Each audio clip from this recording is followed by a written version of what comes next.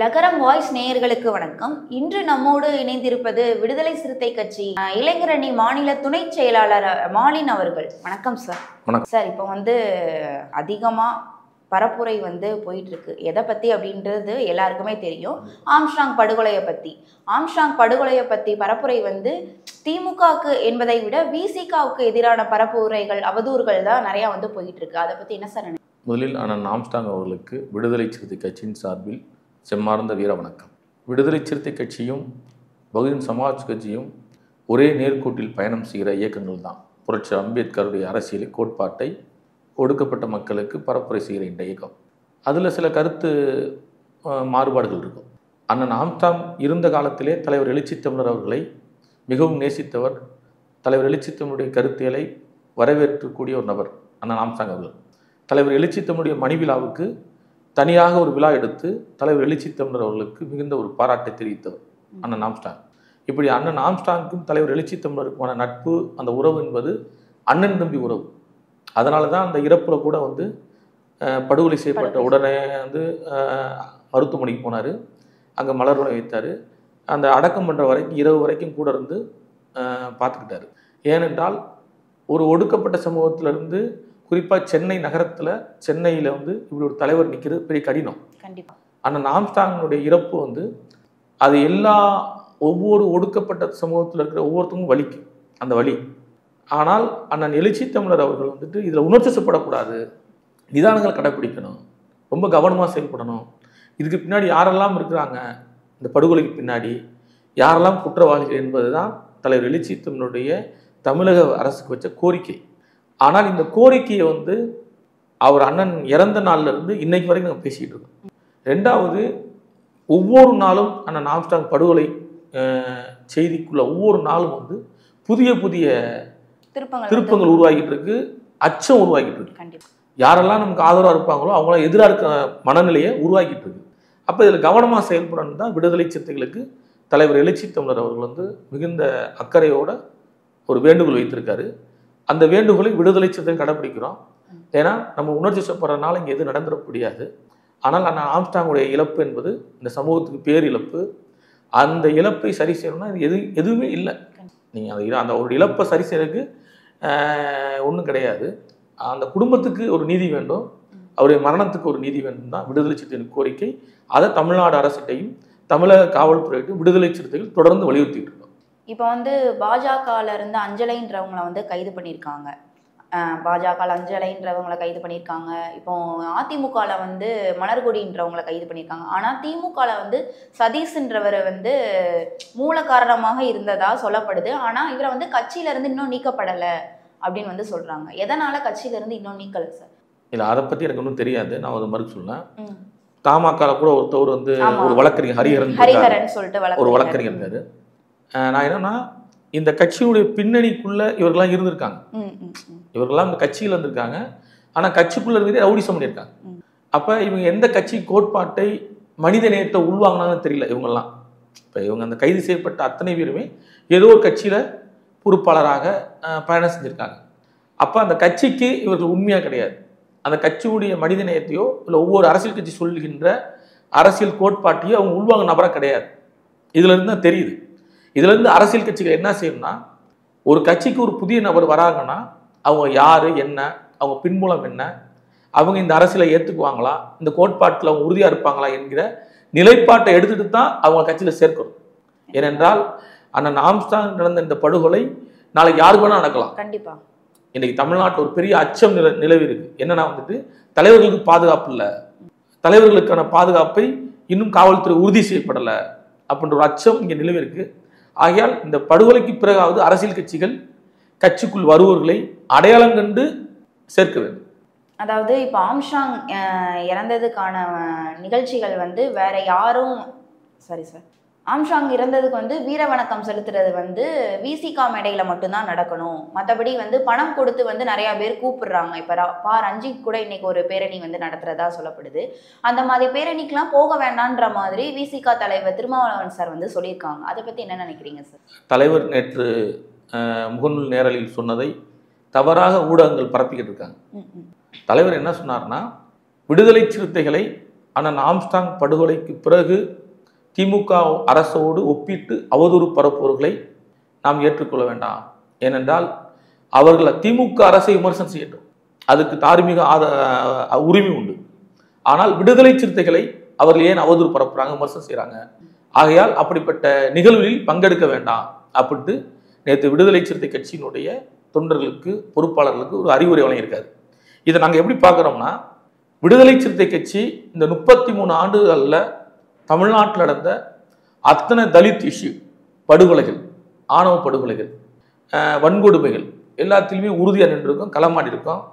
மேலவளவு படுகொலைங்கிறது விடுதலை சிறுத்தை வரலாற்றில் ஒரு முக்கியமான படுகொலை. ஒரே நேரத்தில் 7 பேரை படுகொலை செய்கிறாங்க. தலையை அறுத்து ஒரே நேரத்தில் 7 பேரை படுகொலை செய்கிறாங்க. அந்த களத்தில் விடுதலை சிறுத்தை நின்றுருக்கோம் 1997. அப்போ நாங்கள் எப்படி இருந்திருப்போம், எவ்வளோ ஸ்ட்ரெஸ் பண்ணிருப்போம், ஃப்ரெஷ்ஷாக.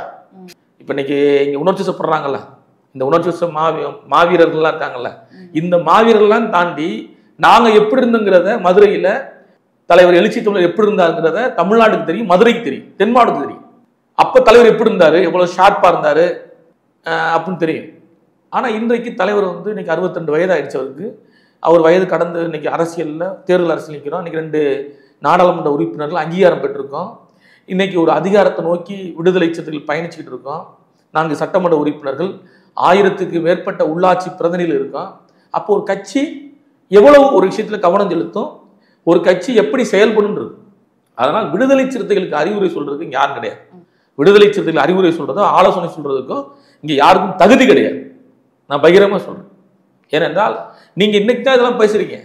அண்ணன் ஆம்ஸ்டாங் படுகொலையை விடுதலை சிறுத்தைகள் கண்டிக்கிறோம். அண்ணன் ஆம்ஸ்டாங்குடைய படுகொலைக்கு நீதி வேண்டும், அந்த குடும்பத்துக்கு பாதுகாப்பு வேண்டும். இதில் நாங்கள் உறுதியாக இருக்கோம். ஏனென்றால் நானும் அண்ணன் ஆம்ஸ்டாங் வீட்டில் ஒருவேளை சாப்பிட்ருக்கேன், போய் சாப்பிட்ருக்கேன், அவர்கிட்ட உதவிக்கு நின்றுருக்கேன். எனக்கும் ஒரு உதவி செஞ்சிருக்காரு. ஒரு 15 ஆண்டு நட்பாக இருந்திருக்காரு. இப்படி எல்லாத்துக்கும் இருந்திருக்காரு. தலைவர் எழுச்சி தமிழருக்கு மிக வாஞ்சனையோடு தன் அண்ணன் என்று உரிமையோடு இருந்திருக்காரு. அப்போ நாங்கள் எப்படி அண்ணன் ஆம்ஸ்டாங் படுகொலையில் வந்துட்டு தவறாக நடப்போம்? எங்களையும் இப்படி சித்தரிக்கிறாங்க. திமுகவோட கூட்டணி எங்களை சித்தரிப்பாங்களா? திமுகவோட நாங்கள் உறவுல இருந்து சித்தரிப்பாங்களா? இது என்ன பார்வைன்னு தெரியல. இது வந்து உங்க பார்வையின் கோளாறு. ஆகையால் விடுதலை சிறுத்தைகளை விமர்சிப்பதால் தான் தலைவர் எழுச்சி தமிழர் நம்மளை விமர்சிப்ப நபர்களோடு நாம் நிகழ்ச்சியில் பங்கெடுக்க வேண்டாம், பொதுக்கூட்டங்களில் பங்கெடுக்க வேண்டாம், ஆர்ப்பாட்டங்கள் பங்கெடுக்க வேண்டாம். விடுதலை சிறுத்தைகள் அண்ணன் ஆம்ஸ்டாங் படுகொலைக்கு நீதி கேட்டு பொதுக்கூட்டங்கள், ஆர்ப்பாட்டங்கள், பேரணிகள் நடத்தும் சொல்லி அறிவுறுத்திருக்காரு. கண்டிப்பா விடுதலை சிறுத்தைகள் அண்ணன் ஆம்ஸ்டாங் அவர்களுக்கு ஒரு பெரிய அளவுல நினைவேந்தல் கூட்டத்தை ஒருங்கிணைப்போம். இப்போ வந்து ஆம்ஸ்டாங் அவர்கள் படுகொலை செய்யப்பட்டு இன்றோடு வந்து 16வது நாள் ஆயிருக்கு. அதாவது இப்போ பழிக்கு பழி அப்படின்ற மாதிரி வந்து விமர்சனங்கள் வந்து பரவிட்டு வருது, ஊடகங்கள்ல வந்து நிறையாவே பரவிட்டு வருது. பழிக்கு பழி வாங்குவோம், அதாவது இந்த கொலைக்கு வந்து உடனுறையா இருந்தவங்க, சப்போர்ட் பண்ணவங்க எல்லாத்தையும் வந்து பழிக்கு பழி, யாராவது அந்த சைட்ல இருந்து ஒருத்தவங்களை வந்து பழிக்கு பழி வாங்குவோன்ற மாதிரியான விமர்சனங்கள் போயிட்டு இருக்கு. அதை பத்தி என்ன சார் நினைக்கிறீங்க? இல்லை, ஊடகங்கள் வந்து கொஞ்சம் அமைதியாக இருந்தாலே போதுங்கிற. ஏனென்றால் ஒரு காவல்துறை விசாரணை நடந்துகிட்டு இருக்கு, உளவுத்துறைகள் இது வந்து இந்த வழக்கை வந்து விட்டு கவனிச்சிட்டு இருக்காங்க, தாழ்த்தப்பட்ட ஒடுக்கப்பட்ட தலைவர்களுக்கு பாதுகாப்பு இல்லை. இப்படிப்பட்ட சூழலில் ஊடகங்களை பிரேக் நியூஸ்ன்னு கொடுத்து, மெயின் ஸ்ட்ரீட் மீடியாங்க பிரேக் நியூஸ்ன்னு கொடுத்து தவறான ஒரு அரசியலை பரப்பிக்கிட்டு இருக்காங்க, தவறான கருத்தை பரப்பிக்கிட்டு இருக்காங்க. அது ஒரு ஆபத்துங்கிறேன். ஊடகங்களுக்கு தகவலே கிடைச்சாலும் அதை வெளியிட வேணாம்னு சொல்றேன். ஏனென்றால் ஒரு மேலும் மேலும் ஒரு அச்சத்தை வந்து இங்கே கூட்டக்கூடாது, ஒரு பதட்டத்தை கூட்டக்கூடாது. ஏன்னா இங்கே சமூக நல்லிணக்கம் வேணும், சமத்துவம் வேணும், சகோதரத்துவம் வேணும் அப்படின்னு தான் அண்ணன் ஆம்ஸ்டாங் அவர்கள் போராடினாரு. புரட்சி அம்பேத்கர் அரசியலையும் புத்த அரசியலையும் இந்த மண்ணில் விதைச்சார். அப்போ அவருடைய படுகொலைக்கு பிறகாவது ஒரு நிதானமான இருக்கணும் தான் நாங்களாம் விரும்புகிறோம், கவனமாக இருக்கணும் விரும்புகிறோம். தலைவர்கள் கவனமாக இருக்கணும், தொண்டர்கள் கவனமாக இருக்கணும், உணர்ச்சிப்படக்கூடாது அப்படின்ற தெளிவாக சொல்கிறோம். ஊடகங்கள் இப்படி பரப்புவதை நிறுத்தினா நல்லா இருக்குங்க. ஏனென்றால் பழிக்கு பழிங்கிறதெல்லாம் அப்பெல்லாம் யாருக்குமே கிடையாது. அப்போ இந்த விமர்சனங்கள் வந்து பொய்யா பரவிட்டு வருது, பரப்பாங்க, பொய்யா பரப்பாங்க. அப்படி கிடையாது, அதெல்லாம் இல்லை. ஏன்னா வந்து அந்த குடும்பம் இன்னைக்கு நீதி கேட்டு தான் போராடிக்கிட்டு இருக்காங்க. இன்னைக்கு சகோதரர் ரஞ்சித் எடுக்கிற பேரணி கூட நீதி கேட்டு தான் பேரணி. இன்னைக்கு எல்லாரும் போராடுறது நீதி கேட்டு தான் போராடுறோம். தலித் தலைவர்கள் பாதுகாப்பு கேட்டு தான் எல்லாரும் குரல் கொடுக்குறோம். அப்படின்றப்ப இதை வந்து அப்படி தவறாக சொல்லக்கூடாது ஊடகங்கள். சரிங்க சார். இப்போ வந்து ஆம்ஸ்ட்ராங் அவங்களோட மனைவி வந்து சிபிசிஐடிக்கு வந்து இந்த விசாரணையை வந்து கொண்டு போகணுன்ற மாதிரியான கோரிக்கையை வந்து முன் வச்சிருக்காங்க. அதை பற்றி என்ன நினைக்கிறீங்க? அதாவது சென்னை போலீஸ் வந்து இது கரெக்டாக ப்ராப்பராக வந்து விசாரணை பண்ணலை, அதனால சிபிசிஐடிக்கு வந்து இந்த வழக்கை வந்து மாற்றணுன்ற மாதிரியான கோரிக்கை வந்து முன் வச்சிருக்காங்க. அதை பற்றி என்ன சார் நினைக்கிறீங்க? இல்லை, ஆனால் ஆம்ஸ்ட்ராங்குடைய மனைவி அம்மா பொற்கடி அவர்கள் இந்த விஷயத்தில் அவருக்கு எல்லா கருத்து சுதந்திரம் இருக்கு. கண்டிப்பா. ஏன்னா பாதிக்கப்பட்டவங்க அவங்க தான். ஆமா, 2 வயது குழந்தை இருக்கு. நமக்கெல்லாம் அண்ணன் தலைவர், அண்ணன் ஆம்ஸ்ட்ராங் அவர்கள். அவருக்கு வந்து கணவர், குடும்ப தலைவர் அப்படின்றப்ப அவங்க என்ன முடிவெடுத்தாலும் அதை விடுதலை சிறுத்தைகள் வரவேற்கும். அவங்க சிபிஐ விசாரணை கேட்டாலும் நாங்கள் வரவேற்போம். ஏன்னா அவங்க உளவியல் இருந்து நாங்கள் பார்க்குறோம், அவங்க பாதிப்புலேருந்து நாங்கள் பார்க்குறோம். அதெல்லாம் அதில் வந்து நான் வந்து கருத்து சொல்கிறதுக்கும் நம்ம இது கிடையாது. அவங்க எது கேட்டாலும் விடுதலை சிறுத்தைகள் அதுக்கு ஆதரவாக இருக்கும், அந்த குடும்பத்துக்கு ஆதரவாக இருக்கும். ஏனென்றால் அண்ணன் ஆம்ஸ்ட்ராங் அவர்களுடைய இறப்புக்கு பிறகு இன்றைக்கு தலித் இளைஞர்கள்ட்ட ஒரு எழுச்சி உருவாயிருக்கு. அந்த எழுச்சியை விடுதலை சிறுத்தைகளும் சரி, தலைவர் எழுச்சி தமிழரும் சரி நிதானமாக கையாளுவார். இப்போ ரஞ்சித் வந்து ஃபர்ஸ்ட் வந்து திமுக வந்து ஆதரித்தாரு. இப்போ வந்து திமுக வந்து நான் ஆதரிக்க மாட்டேன் அப்படின்ற மாதிரி வந்து ஒரு கோரிக்கையை முன் வச்சிருக்காரு. இப்போ ஆம்ஸ்ட்ராங் படுகொலைக்கு வந்து போராட்டமும் நான் நடத்துவேன்ற மாதிரியான கோரிக்கையும் முன் வச்சிருக்காரு. அதை பத்தி என்ன நினைக்கிறீங்க சார்? இல்லை, அவர் ஒரு இயக்கம் வச்சிருக்காரு, நீலம் பண்பாட்டு மையம் ஒரு அமைப்பு வச்சு நடத்துறாரு ரஞ்சித் அவர்கள். அதனால் அவர் கட்சி ஒரு இயக்கம் நடத்தும் போது அவர் இயக்கத்தை அவர் முடிவு செய்வார்ல. அவர் இயக்கத்தை அந்த அவர் அண்ணன் ஆம்ஸ்ட்ராங்கோட இருந்திருக்காரு. அப்போ அவர் எடுக்கிறது அவர் இயக்கத்துக்கு சரி. அவர் திமுக விமர்சனம் பண்ணலாம், அதிமுக விமர்சனம் பண்ணலாம், பாஜக விமர்சனம் பண்ணலாம், காங்கிரஸ் கூட விமர்சனம் பண்ணலாம், யார் வேணா விமர்சனம் பண்ணலாம். அது சரி, அது அவர் நிலைப்பாடு, அவர் இயக்கம் வச்சு நடத்துறாரு. அதுலேருந்து நாங்கள் பார்க்குறோம். ஆனால் தோழர் ரஞ்சித்தோடு உறவுல இருக்க நண்பர்கள், தோழர்கள், தோழமை உறவு நட்புகள் விடுதலை சிறுத்தைகளை விமர்சனம் செய்வதை தான் நாங்கள் ஏற்றுக்கொள்ள முடியாது. ஏனென்றால் 33 ஆண்டு காலம் விடுதலை சிறுத்தைகள் இந்த மக்களுக்கு என்ன செய்திருக்கும் என்பதை பின்னோக்கி பார்த்தா தெரியும். அதெல்லாம் இன்னைக்கு வந்தவங்கன்னு சொல்லலை. அண்ணன் ஆம்ஸ்ட்ராங் விஷயத்தில் நீதி கேட்டு போராடுங்க, அதுக்கு விடுதலை சிறுத்தைகள் ஆதரவாக இருப்போம். ஆனால் விடுதலை சிறுத்தைகளை விமர்சனம் செய்வதை நிறுத்திக் கொள்ளுங்க. இப்போ ரஞ்சித் அவர்கள் வந்து ஒரு மூவி வந்து இப்போ ரிலீஸ் ஆக இருக்கு, தங்காலன்னு சொல்லிட்டு ஒரு மூவி வந்து ரிலீஸ் ஆக இருக்கு. இவர் இந்த மாதிரியான போராட்டங்கள் மேற்கொள்றதுனால அவருக்கு வந்து திரையுலகத்துல வந்து எதுவும் பாதிப்பு ஏற்படும் நீங்க நினைக்கிறீங்களா? இல்லை, அதெல்லாம் எதிர்கொள்றது தான் வந்திருக்காரு. ஏன்னா என்றால் அரசியல் வேறு சினிமா வேறு கிடையாது, ரெண்டும் ஒன்று தான். அப்போ நீங்கள் அரசியல் பேசிட்டாலே எல்லா நெருக்கடி சமாளித்து தான் ஆகணும். கண்டிப்பாக. அப்போ ரஞ்சித் அதை சமாளித்து தான் ஆகணும். அதை ஏன்னா வந்து நீங்கள் இயக்குனராக இருக்கிறது வேறு, அரசியல் பேசுறது வேறு. அரசியல் பேச நெருக்கடி வரதானே செய்யும், அதை அவர் சமாளிச்சுப்பார். ஏன்னா அவர் தானே அந்த கருத்துக்கு சொந்தக்காரர். இப்போ திமுக அரசு வந்து இந்த படுகொலை நடந்ததுக்கு அப்புறம் இதற்குண்டான விசாரணைகள், இதற்குண்டான அதாவது இது எப்படி நம்ம கொண்டு போகலாம், இந்த மாதிரி அடுத்து எந்த ஒரு படுகொலையும் நடக்கக்கூடாதுன்னு முன்னேற்பாடுகள் வந்து நடத்திக்கிட்டு இருக்காங்களா? அந்த மாதிரியான ஏற்பாடுகள் எதுவும் அவங்க பண்ணுறாங்களா? உங்களோட கோரிக்கை என்ன சார்? முதலமைச்சர் இது சம்மந்தமாக ஆலோசனை கூட்டம் போட்டதாக நம்ம ஊடகங்களை பார்க்குறோம், பத்திரிகை செய்தியை பார்க்குறோம். அதேமாதிரி உளவுத்துறை அதிகாரிகள்லாம் இது சம்மந்தமாக ஆலோசனை நடத்துகிறான்றான். நான் என்ன சொல்கிறேன்னா, நீங்கள் இன்னும் ஆலோசனை நடத்துவதை விட்டுவிட்டு உடனடியாக தலித் தலைவர்களுக்கு, தலித் செயல்பாட்டாளர்களுக்கு, சமூக செயல்பாட்டாளர்களுக்கு, அனைத்து அரசியல் கட்சி தலைவர்களுக்கு பாதுகாப்பு கொடுங்க விடுதலை சிறுத்தை. ஏனென்றால் நீங்கள் ஆலோசனை செஞ்சுக்கிட்டே இருக்க வேணாம், உளவுத்துறைகள் காவல்துறை செய்ய வேணாம், பாதுகாப்பு கொடுங்க, அதுக்கான முயற்சி எடுங்க. எல்லா தலைவர்களும் கொடுங்க. யாரெல்லாம் சென்சிட்டிவாக இருக்காங்களோ, பிரச்சனைக்குரிய ஆபத்துக்குரிய தலைவர்களாக இருக்காங்களோ, நெருக்கடிக்குரிய தலைவராக இருக்காங்களோ, அந்த தலைவர்களுக்கு உடனடியாக பாதுகாப்பு வழங்குங்க. எல்லா சமூகத்துக்கும்.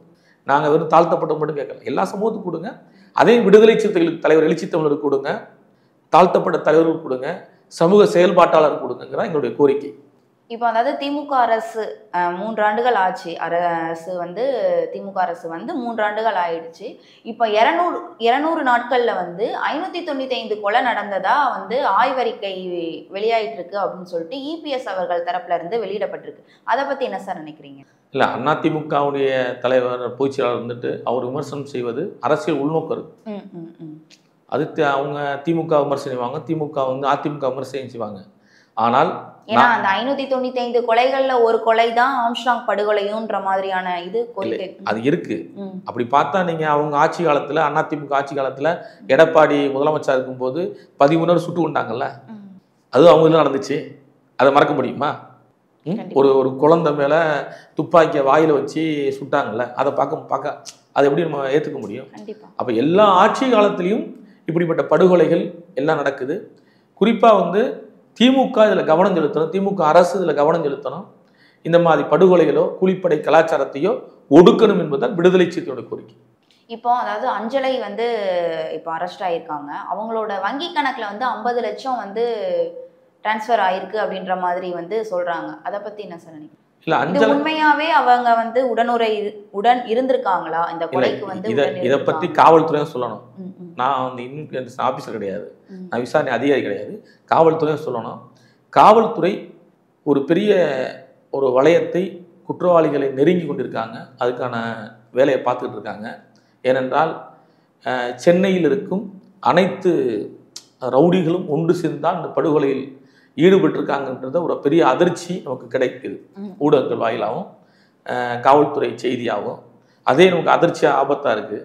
ஆகையால் காவல்துறை விசாரணை போயிட்டு இருக்கும்போது நாம் யாரையும் ஒரு குறிப்பிட்ட ஒரு நபரை சொல்ல முடியாது.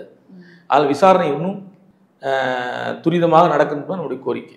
அதாவது இப்போ ஜெயிலில் இருந்த ஒரு பிரபல ரவுடி வந்து ஆம்ஸ்ட்ராங் படுகொலைக்கு வந்து மூல காரணமாக இருந்திருக்காருன்னு சொல்லி கூறப்படுது. அதை பற்றி என்ன நினைக்கிறீங்க? அவர் வந்து ஆம்ஸ்ட்ராங் இறக்குறதுக்கு முன்னாடி மாதத்தில் வந்து 3 நாள் வந்து மருத்துவமனைக்கு வந்ததாக வந்து சொல்லப்படுது. அதை பற்றி என்ன நினைக்கிறீங்க? இல்லை, அதை பற்றி எனக்கு ஒன்றும் தெரியாது. நானும் உங்களை ஊடகங்கள் பார்க்குறது தான், அதிகாரிகள்கிட்ட அப்படின்னு கேள்விப்படலை. ஆனால் இந்த படுகொலைக்கு பின்னால் பெரிய சதி இருக்குது, பெரிய முதலாளிகள் இருக்காங்க, நிறுவனங்கள் இருக்குங்கிறது நமக்கு தெரியுது. காவல்துறை நாம் ஏதாவது சொல்லி அது தப்பாக நின்றக்கூடாது. அவங்களுடைய நடவடிக்கை என்பது வேகம் எடுக்கணும் தான் விடுதலை சிறுத்தைகள் பார்க்குறேன். உங்கள் நேரத்தை எங்களுக்காக செலவிட்டதற்கு ரொம்ப நன்றி சார். நன்றி.